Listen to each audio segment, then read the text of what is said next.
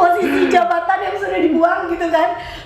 Ternyata yang jawab pas Radar Madura pasti penasaran. Dia omsetnya berapa sih, jangan-jangan bikin dia gajinya yang kemarin kayak gitu. Pakai dolar lagi nih, bingung lagi nanti.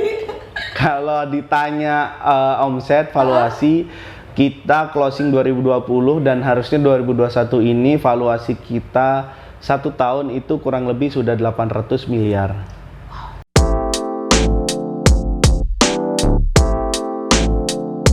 Assalamualaikum warahmatullahi wabarakatuh. Waalaikumsalam warahmatullahi wabarakatuh. Ketemu lagi ternyata Jawa Pos Radar Madura TV bersama saya Sari Purwati dalam program Madura Talk, salah satu program andalan di Radar Madura TV. Ini saya jauh-jauh banget datang dari Pamekasan ke Bangkalan buat ketemu sama orang yang spesial, the one and only, karena mobilitas beliau sangat tinggi banget. Who is this? Penasaran banget ya ternyata ya. Langsung aja nih, kita ini office-nya beliau ya. Kita berada di Bangkalan, ketemu dengan Mas Aat. Aku biasanya manggilnya Mas Aat sih ternyata. Jadi kalau melihat dari profil beliau, ini nih 3 lembar dan keren-keren. Ini namanya Abdul Muiz. Ya, iya, benar. Abdul Muiz MM. Selamat malam ini Tretan.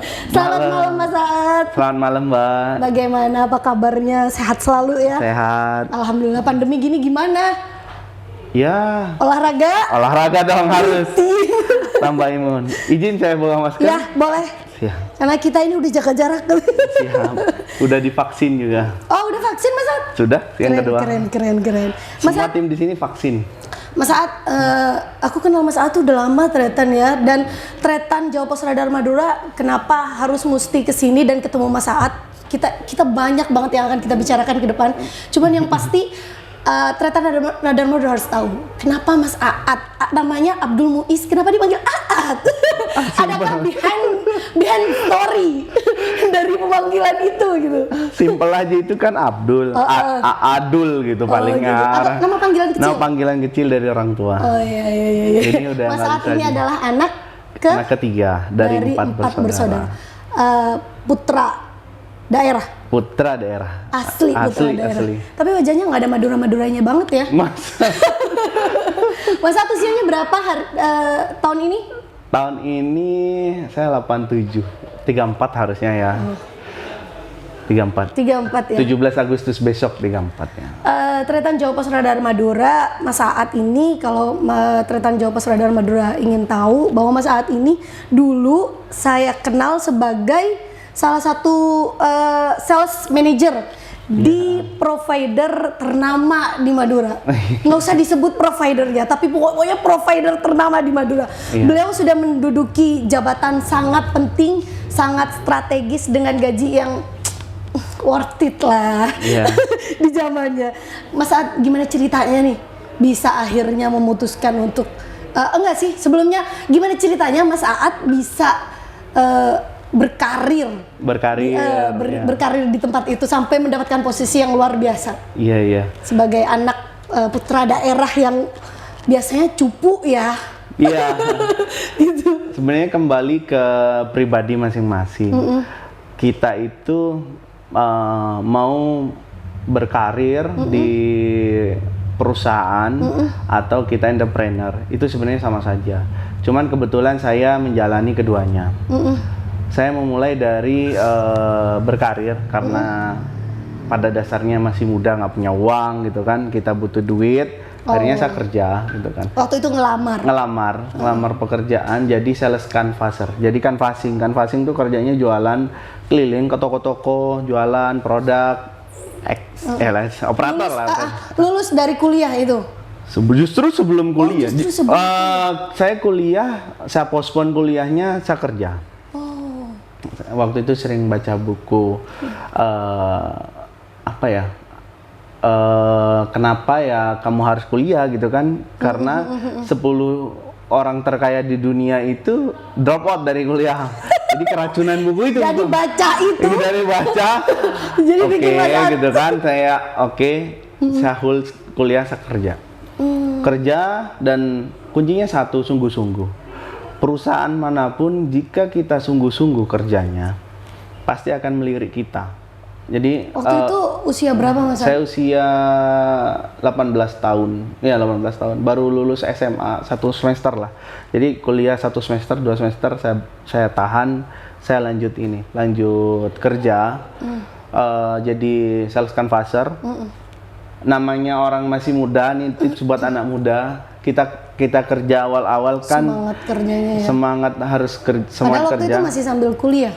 Enggak, udah saya cuti waktu cuti itu. waktu itu memutuskan untuk cuti. Jadi saya maksimalin kerja. Pertama, saya belum berkeluarga. Kedua, waktu itu nggak punya pacar juga, ya kan? Gak ada yang ganggu gitu Nggak ada ya. yang ganggu. Jadi, ya ketiga nggak punya tanggungan, nggak punya hutang. Paling apa yang saya tanggung adalah orang tua, ya gitu. Jadi kerja saya bisa all out. Saya all out. Jadi off dulu kuliah, all out kerja. Kantor ada target 100 katakanlah, saya kasih selalu 150% Lebih daripada selalu. Nggak pernah hitungan waktu sama kantor, sama itu perusahaan. berapa tahun Mas saat berkarir? 3 bulan saya jadi supervisor. Wow. 3 bulan. Jadi memang climbing banget. 3 bulan jadi supervisor, lalu 6 bulan berikutnya jadi branch manager. Waktu itu ketika menjadi branch manager itu masih melanjutkan kuliah atau sambil Melanjutkan. Melanjutkan. Ketika jadi branch manager, saya terpikir tuh, ya kan? Oh, akhirnya butuh juga di level manager, orang-orang yang saya interview ini sarjana, ya kan? Jangan di Akhirnya level mulai kepikiran iya, lagi under saya itu semuanya sarjana gitu kan. Gimana kalau saya nih nggak sarjana gitu kan? Nggak Padahal lucu. waktu itu udah menikmati ya, Iya, menikmati waktu itu jabatan, menikmati gaji pasti. Kita jangan sampai terlena itu. Jadi kita nggak boleh terlena itu. Jadi akhirnya saya lanjut sekolah, posisi branch manager, lulus S1. Habis gitu promosi ke regional manager. Gitu. Jadi posisi terakhir sebagai apa?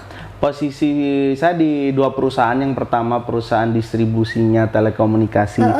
Itu yang satu di providernya. Di providernya. Posisi terakhir saya di providernya sebagai regional sales manager. Tahun berapa? Tahun 2019 saya resign. 2019 berarti kemarin dong? Iya. Sebelum corona ya? Yes. 2019 sebagai branch manager. Regional sales manager. Regional Sales manager. sales manager. Dan boleh tahu angka gajinya di angka berapa, kisaran berapa sampai berapa? Iya. Pada saat itu kurang lebih didolarin lah ya. Iya. Antara $1.500 sampai 2.000 lah. Jadi Tretan Radar Madura TV silakan dicari kalkulatornya. Biar sulit gitu kan, biar sulit. Jadi dicari kalkulatornya supaya ngitung berapa dolar biar. Jadi pada saat itu dengan gaji yang super fantastis itu, terpikir buat resign. Apa yang ada di otak Mas Saad ketika banyak orang yang ingin duduk sebagai Benar. sebagai apa yang Mas Saad jalani? Apa yang terpikir? Jadi itu sebenarnya belief dari kita. Sebenarnya yang saya pikirkan itu satu, kita kerja sampai kapan sih kita kerja? Mentok umur 55 selesai pengabdian kita kerja, benar nggak? Setelah kita kerja, income dari mana gitu kan? Nah itu yang saya pikirkan waktu itu masih muda. Terus waktu mau memulai bisnis saya juga mau resign itu udah ditentang karena fasilitas dari perusahaan itu sangat fantastis. Itu keluarga, anak itu semuanya ditanggung asuransi. Keren. Udah kita tinggal kerja aja, dapat duit, udah gitu. Akhirnya saya tahu saya harus lepas dari zona nyaman. Saya harus lepas dari zona nyaman. Ya sudah, saya akan membangun. Sebenarnya memulai bisnisnya itu idenya pertamanya dari saya studi S2. Oh, studi S2? Ya, studi S2. Waktu itu posisi saya regional sales manager. Studi S2 sambil karena studi S2. Ya, nganggur lah kayaknya ya kerja. Posisi udah kayak gitu kayak posisi nyaman, nggak begitu sibuk. Nggak begitu sibuk. Saya ambil S2, kuliahnya Jumat Sabtu juga, ya kan. Jadi renggang. Riset lah tesis. Yang saya tesiskan adalah apa yang saya kerjakan. Jadi saya produk telekomunikasi, yang saya tesiskan adalah produk telekomunikasi. Itu yang saya riset. Setelah saya melihat riset, ternyata ada kecenderungan perubahan distribusi telekomunikasi. Yep. Gitu ceritanya. Jadi ini kayaknya nih udah masuk fase persimpangan gitu kan. Sampai melihat itu. Saya melihat opportunity tadinya. Saya itu orang yang sangat loyal sama perusahaan. Saya sangat loyal sama perusahaan, tidak mau, udahlah saya kerja aja gitu. Pikirannya begitu. Saya menawarkan kepada beberapa partner gitu kan, rekan, ini loh kamu nih berubah, ini begini, saya kasih tahu. Cuman apa yang di pikiran mereka itu tidak sama dengan pikiran saya, sehingga nangkepnya masih tradisional. Zaman itu 2017 saya lulus 2017-an lah, S2 di 2017-18. Itu masih tidak semodern sekarang. Teknologi tidak semasif, aplikasi juga tidak semasif sekarang. Betul. Nah, ketika saya jelasin itu nggak masuk akal gimana caranya gitu kan. Sampai saya ketemu titik, ya sudah ngapain saya ngasih tahu orang, buat sendiri aja. Yes.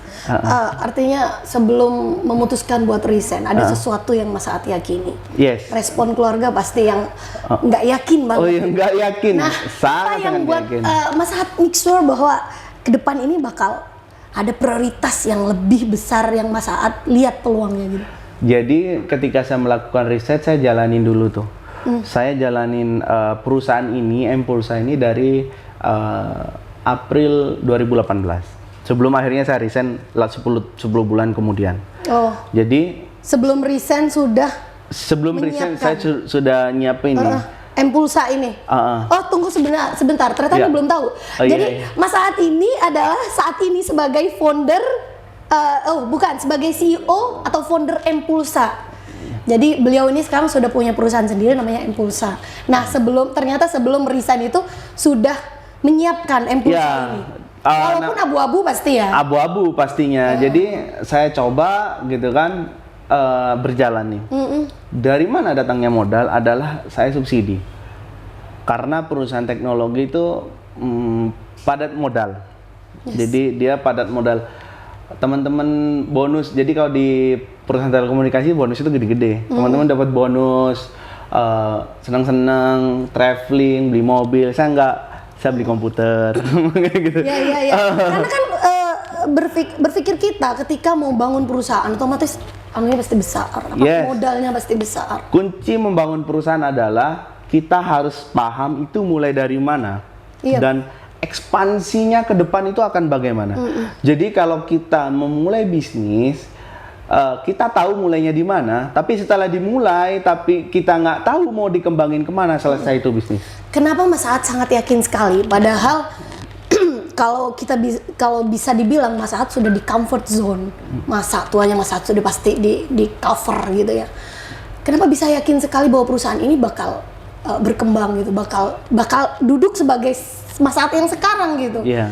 Apa yang membuat Mas Saad nggak takut ketika memulai? Banyak anak muda sekarang atau kita nggak usah jauh-jauh, banyak di antara kita yang untuk memulai sesuatu yang baru itu pasti ketakutan. Ini benar nggak sih?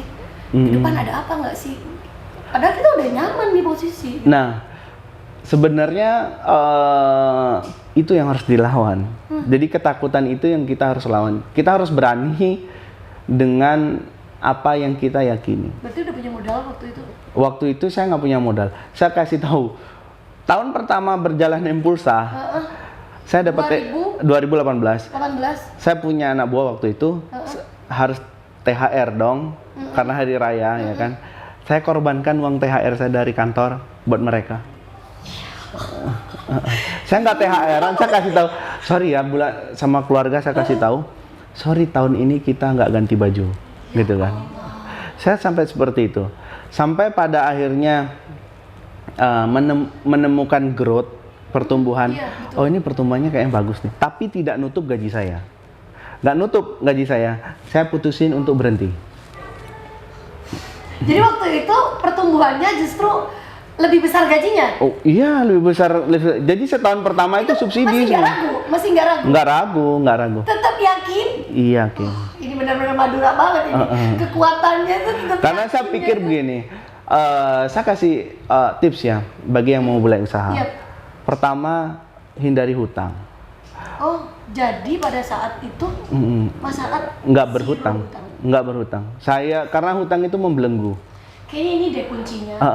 Jadi untuk memulai usaha kalian harus memastikan bahwa iya, kalau mulai aja kan bebas kita mulai. Jadi kecuali kita punya impian terlalu mau buat usaha yang fancy gitu kan, ngutang itu salah itu. Harusnya contoh misalnya buka kafe, ya buka aja dulu seadanya. Uangnya berapa buka, nggak usah bagus-bagusan. Jangan punya ekspektasi. Jangan punya ekspektasi, buka aja dulu. Nah yang paling penting kita adalah puasa. Ada untung berapa, kembangin usaha. Ada untung berapa, kembangin usaha. Saya tanam karena sekarang ini saya lagi kembangin entrepreneur kecil dari tim-tim saya gitu kan. Kamu buka usaha apa? Saya modalin kayak begitu. Menahan diri dulu gitu ya.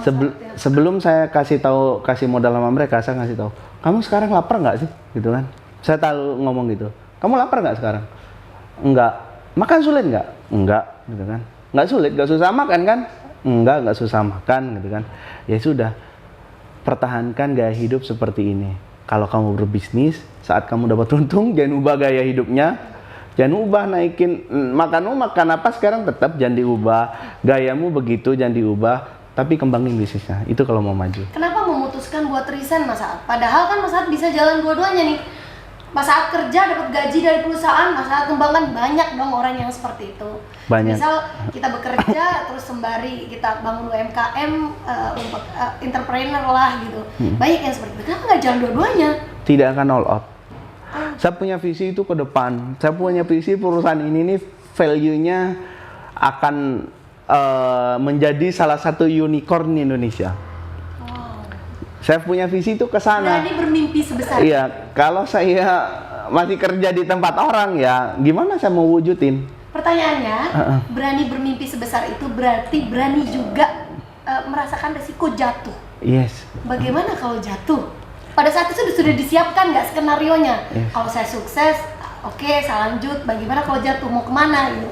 Nah, sebenarnya simpel. Balik ke yang saya sampaikan tadi. Kalau kita jatuh, selama kita nggak punya hutang, ya sudah, kita mau ngapain nih? Jatuh, ya kerja aja padanya gitu kan. Jual nasi goreng gitu kan. Iya. Ya harus dipikirkan sampai situ. Karena balik lagi kayak yang saya sampaikan tadi, hutang itu membelenggu, ngikat kakinya kita nggak bisa lari.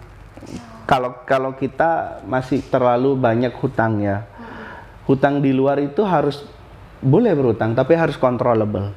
Jadi penghasilan berapa, hutangnya itu ya ikuti aturan bank aja, 30% itu udah maksimal. Kalau saya sih jangan 10%. Lebih baik itu 10%. Kenapa? Ada apa-apa ya sudah, uang yang ada tutup, selesai. Jadi pada saat resign benar-benar zero hutang dan memulai semuanya. Iya, memulai baru. 2019, 2020, 2021 sekarang sebutkan pada Tretan Radar Madura. Apa yang Mas Saad dapatkan di 2021 ini? Apa aja usaha-usaha yang sudah Mas Saad jalankan sekarang? 2021 ini achievement kita banyak ya. Pertama di Impulsa sendiri, Impulsa di Google kita sudah meraih 500.000 pengguna. Play Store, kalau cari Impulsa di Play Store itu penggunanya udah 500.000, di App Store kurang lebih 10.000-an. Jadi cuma tinggal klik di Play Store, Impulsa itu bisa ngeliat lah bagaimana. Iya, nanti kelihatan, nanti itu kita sudah penggunanya sekitar 500.000. Itu sudah mengalahkan perusahaan-perusahaan besar, ya kan, di startup di Jakarta. Saya sampai orang itu tanya geleng-geleng, gimana caranya? Kamu ada di daerah loh itu. Iya. Kamu di daerah. Kadang ya karena saya mainnya memang di sini, apalagi sekarang PPKM, jadi di kantor aja meeting itu virtual. Biasanya kalau saya menyempatkan diri ke Jakarta untuk ketemu partner saya biasanya di Jakarta. Ini pasti yang paling kepo adalah omset sekarang berapa sih? Bisa nggak sih ngalahin posisi jabatan yang sudah dibuang gitu kan? Ternyata jawab Mas Radar Madura pasti penasaran. Ini omsetnya berapa sih? Jangan bikin gaji yang kemarin kayak gitu. Pakai dolar lagi nih, bingung lagi nanti. Kalau ditanya omset, valuasi, kita closing 2020 dan harusnya 2021 ini valuasi kita 1 tahun itu kurang lebih sudah 800 miliar. Wow. Jadi di 800 miliar. Amazing banget sih Mas Saad.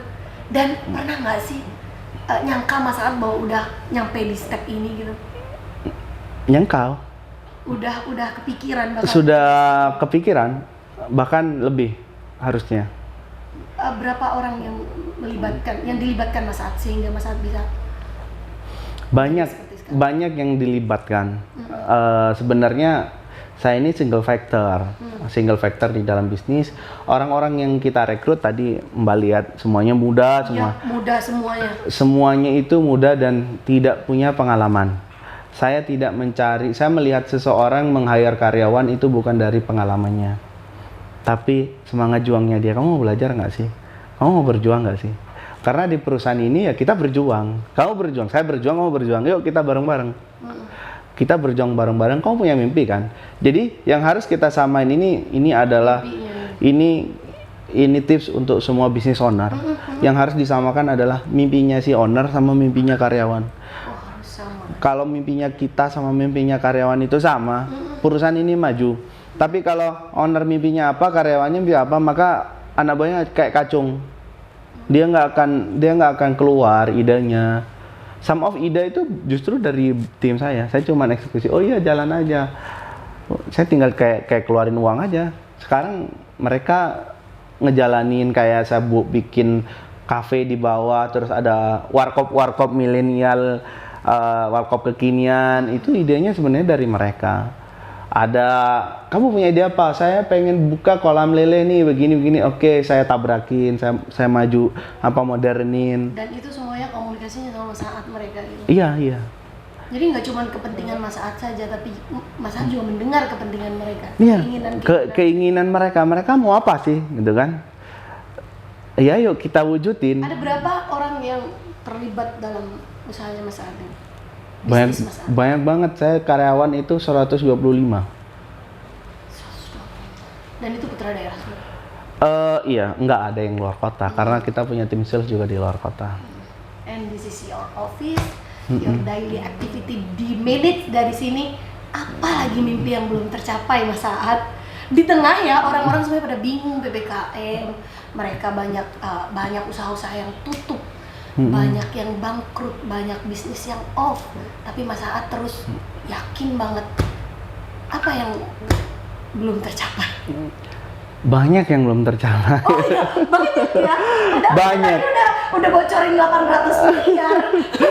Banyak yang belum tercapai, seperti contohnya Impulsa ini belum ada satu investor pun. Bukan saya tidak menerima investor, waktu itu ada dari Rusia pengen beli udah gitu kan. Sempat komunikasi? Ada beberapa perusahaan yang sudah PDKT sama kita. Salah satunya dari pihak Rusia itu mau beli mostly saham gitu kan. Saya ngomong gitu kan. Kamu mau jual saham kamu gitu kan. Kayaknya persen kamu benar. Oh iya nggak apa-apa. Berapa persen kamu mau lepas? Saya mau lepas 20%. Gimana kalau saya ambil 80, kamu 20? Saya kerja sama kamu kalau kayak gitu. Saya nggak mau, saya bilang gitu. Itu di depannya orang Rusia itu. Kalau kayak gitu saya kerja sama kamu. Jadi saya nggak mau seperti itu gitu. Orang dia kaget langsung gitu. Bedanya dengan yang dulu? Bedanya cuman sekarang aktivitas itu ada yang ngaturin. Karena kan saya sendiri kadang lupa gitu loh. Jadi saya pull satu orang ingetin saya gitu kan. Kayak gitu, itu aja, nggak ada. Selebihnya saya tetap seperti yang dulu. Ya kalau makan di pinggir jalan, ya ngobrol sama iya. Omset miliaran, Tretan bisa makan di pinggir jalan. Jangan ubah gaya hidup dah, jangan ubah udah tetap. Jadi tidak menaikkan gaya hidupnya. Tidak menaikkan gaya hidup. Menaikkan mimpi-mimpi. Benar. Tanpa ngikutin gaya hidup, terus karena mimpinya kecapai, ikutin gaya hidup. Iya, benar. Mbak ini kalau tahu kan sering ketemu saya. Kaosnya begini aja terus. Iya. Kayak bukan sih. Oh tadi aja mikir pas masuk ke sini, ini office-nya Mas Saad gitu.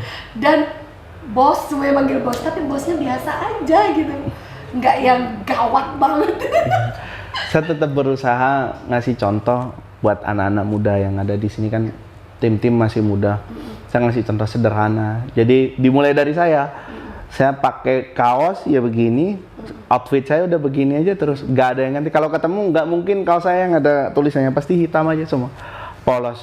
Gimana caranya saya sederhana, jadi tim saya juga bos saya gitu, masa saya harus begini, masa saya harus pakai kaos yang mahal jutaan gitu kan, kan gitu. Mas, saat ini banyak anak-anak muda pasti yang ingin mengetahui karir Mas Aat bagaimana Mas Aat ini di karir tuh sampai sukses seperti sekarang ini. Mungkin apa tips yang bisa dibagi supaya mereka nggak, kayaknya apalagi di tengah pandemi begini kan orang kayaknya takut bermimpi.